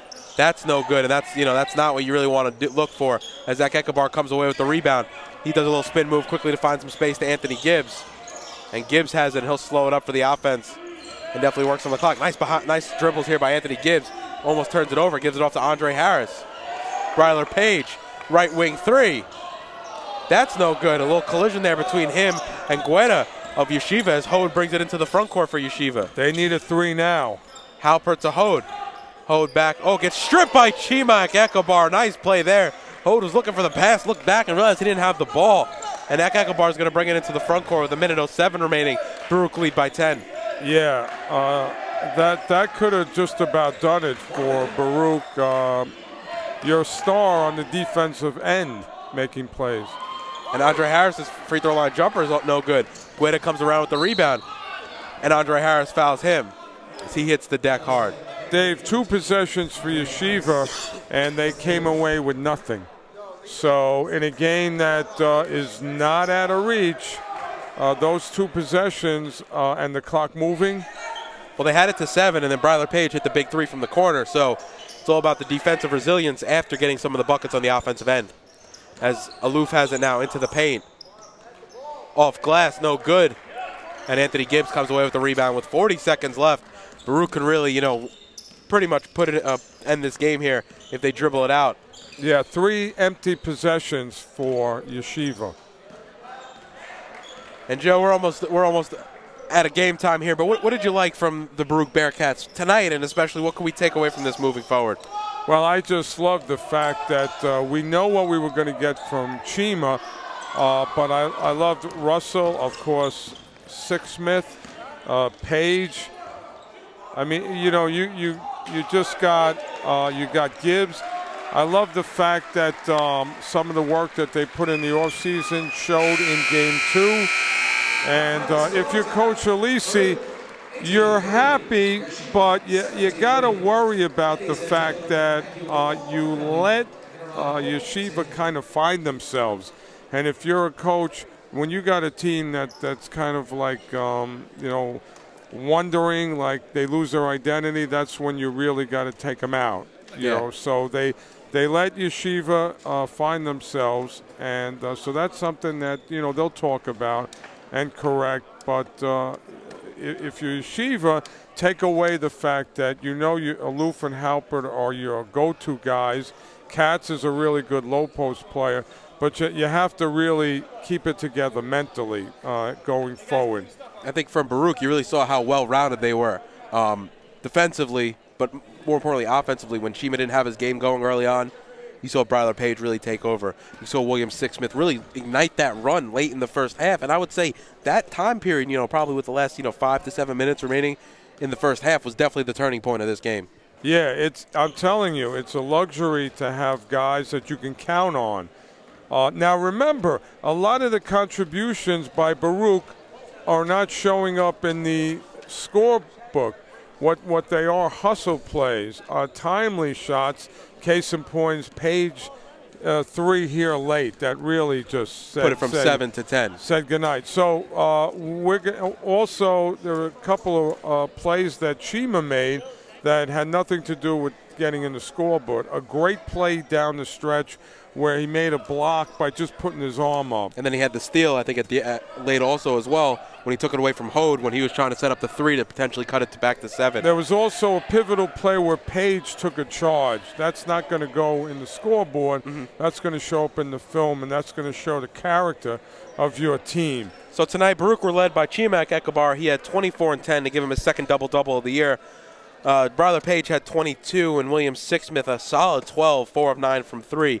Leading Yeshiva this evening was Bar Aloof with 22 and 8 boards, and Simcha Halpert had 21 and 7. But if you're Baruch, you have to like what happened tonight with, you know, getting some well-rounded offense and definitely playing some solid defense, holding Yeshiva to 39% shooting. Yeah, and again, Baruch answered any runs that Yeshiva went on. They knew that Halpert and Aloof can do damage, and at the end there, Yeshiva had 3 possessions with 0 production. So Coach Alisi, I think, is going to really point that out about way to go, you know, way to allow them to come up empty. Now, you have to understand, this is only game 2. So, again, this is a marathon, not a sprint. Every game you got to take it one game at a time. But so far in the Keene game for Baruch and this Yeshiva game, you know, they jostled a little with their opponent, but they found a way to really separate themselves. And with Yeshiva, this is game 2. They had a first win against CSI, former really top-notch team in CUNY. And I like the fact that tomorrow when we wake up, Yeshiva can go to war with a guy like Aloof and Halpert and even Katz. They definitely have some guys moving forward. Yeah. But that's about going to wrap it up for us. The final score, once again, the Baruch Bearcats 83, Yeshiva Maccabees 73. this broadcast has been in conjunction with the Baruch Athletic Department. For Joe Stozer, I'm David Just. Have a great night, everybody.